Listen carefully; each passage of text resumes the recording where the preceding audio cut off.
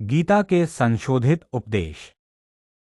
आज हम एक ऐसी कहानी पर बात करने वाले हैं जो सुनने में तो बड़ी मजेदार लगेगी, पर सोचने पर मजबूर भी कर देगी।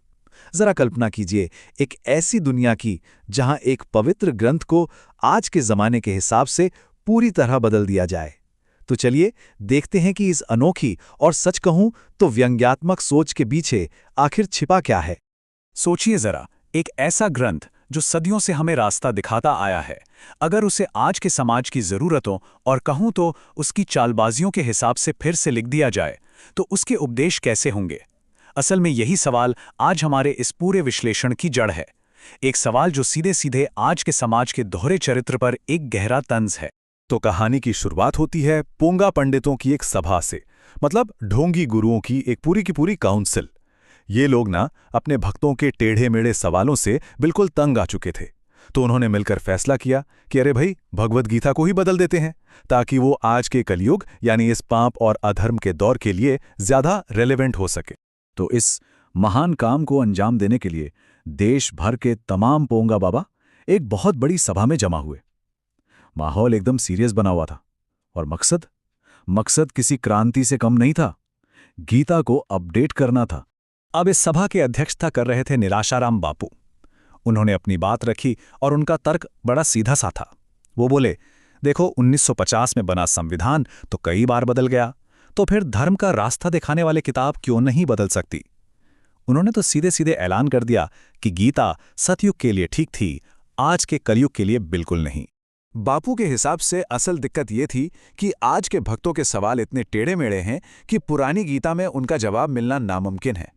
अरे, उनका तो ये तक मानना था कि बेचारे पांडवों को भी मोक्ष का सही रास्ता नहीं मिल पाया। क्यों? क्योंकि गीता ने उन्हें युद्ध के बाद की पॉलिटिक्स और घोटालों से निपटने के लिए कोई टिप्स ही नहीं दिए थे। अच्छा, निराशाराम बापू के बाद अब मंच पर दूसरे संत अपनी अपनी दलीलें लेकर आने लगे। अब बारी थी पोंगा पंडित महासभा के अध्यक्ष की, और उनका तर्क तो और भी तीखा था।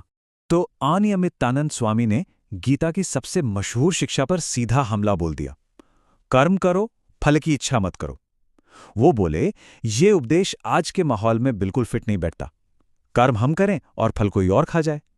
उनका तर्क था कि ये बात आज की दुनिया में बिल्कुल प्रैक्टिकल नहीं है, और इस बात से आज शायद ही कोई सहमत होगा। स्वामी जी ने आगे कहा कि भाई, आजकल के लोग कर्म करना ही नहीं चाहते, उन्हें तो बस सीधे फल चाहिए। बोले, मेरे आश्रम में जो लोग आते हैं ना, उनमें से ज्यादातर को ज्ञानवान नहीं चाहिए। वो तो बस लॉटरी का विनिंग नंबर पूछने आते हैं, ताकि बिना मेहनत किए पूरी जिंदगी ऐश कर सकें। इसके बाद तो बहस और भी दिलचस्प और कहूं तो कड़वी हो गई। अब चर्चा का मुद्दा था, ईमानदारी और बेईमानी में से ज्यादा प्रैक्टिकल क्या है? फिर आए बाबा कामदेव। उन्होंने बड़े कॉन्फिडेंस के साथ अपना पक्ष रखा। बोले, सच और ईमानदारी ये सब पुरानी बातें हो चुकी हैं। आज के कलयुग में झूठ बोलना सिर्फ मजबूरी नहीं, बल्कि एक जरूरत है। जिंदा रहने के लिए एक जरूरी स्किल है। और अपनी बात को साबित करने के लिए उन्होंने रोजमर्रा की जिंदगी से कई उदाहरण भी दिए। उनके मुताबिक समाज का हर हिस्सा झूठ पर ही तो टिका है। ऑफिस वाले को छुट्टी के लिए पत्नी की बीमारी का बहाना बनाना पड़ता है। वकील को केस जीतने के लिए झूठे गवाह लाने पड़ते हैं। डॉक्टर को अपना धंधा चलाने के लिए छोटी बीमारी को भी बड़ा चढ़ाकर बताना पड़ता है। और नेता को तो चुनाव जीतने के लिए झूठे वादे करने ही पड़ते हैं। मतलब सच्चाई में अब कोई मुनाफा नहीं रहा। और फिर आध्यात्मिकता का एक और ही काला सच सामने आया, जहां इसे एक कॉम्पिटिटिव मार्केट की तरह देखा जा रहा था। श्री 2010 बाबा हवाई जहाज ने तो शिकायत ही कर दी। बोले, हम तो लोगों को मन की शांति ढूंढने को कहते रहे, और दूसरे लोग सारी पब्लिसिटी ले गए, हमारी ऑडियंस खींच कर ले गए। उनका दुख ये था कि भाईचारे की बातें करते करते वो पीछे रह गए, जबकि नफरत फैलाने वाले गुरु ज्यादा पॉपुलर हो गए। तो इन सारी दलीलों और गर्मागर्म बहसों के बाद ये सम्मेलन एक ठोस प्लान के साथ खत्म हुआ। चलिए अब देखते हैं कि इन पंडितों ने आखिर क्या क्रांतिकारी योजना बनाई। तो हुआ ये कि गीता को बदलने के लिए 11 सबसे माहिर पोंगा पंडितों की एक कमेटी बना दी गई। इस कमेटी ने, जैसा कि वो दावा करते हैं, पूरे 5 साल की कड़ी मेहनत की, और इस मेहनत के बाद एक नया ग्रंथ तैयार हुआ, जिसका नाम रखा गया गीता के संशोधित उपदेश। और अब वो पल आ ही गया जिसका हम सब इंतजार कर रहे थे। आइए एक नज़र डालते हैं कि इन नए संशोधित उपदेशों में आज के इंसान के लिए क्या गाइडलाइंस दी गई थी।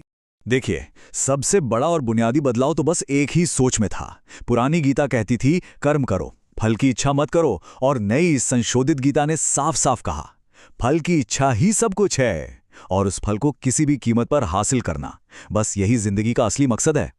पहला उपदेश ही हिला देने वाला था। साफ लिखा था, फल पाने के लिए रिश्वत देने या लेने में या फिर घोटाले करने में जरा भी संकोच नहीं करना चाहिए। इसमें कोई बुराई नहीं, ये तो समय की मांग है। नया आदेश नंबर 2, झूठ बोलना पाप नहीं है, बल्कि काम को आसान बनाने की एक ट्रिक है। यहां तक कि राजा हरिश्चंद्र का उदाहरण देते हुए कहा गया कि अगर उन्होंने जरा सा झूठ बोल दिया होता तो उनका पूरा राजपाट बच जाता। सोचिए। इसके बाद करुणा और प्रेम की जगह ली ईर्ष्या और नफरत ने। तीसरा उपदेश सिखाता है अपने सुखी पड़ोसी से जलना सीखो और उसे गड्ढे में धकेलने का हर मुमकिन प्रयास करो।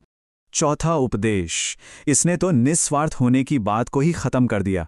इसमें लिखा है परोपकार साधारण इंसान का काम नहीं है, दान पुण्य का काम भगवान पर छोड़ दो और हर काम में सिर्फ अपना फायदा देखो। और पांचवां और आखिरी उपदेश जो रिश्तों को पूरी तरह से लेन देन पर आधारित बनाता है। साफ साफ कहा गया, किसी भी इंसान का साथ सिर्फ तब तक दो जब तक उससे अपना काम निकल रहा हो।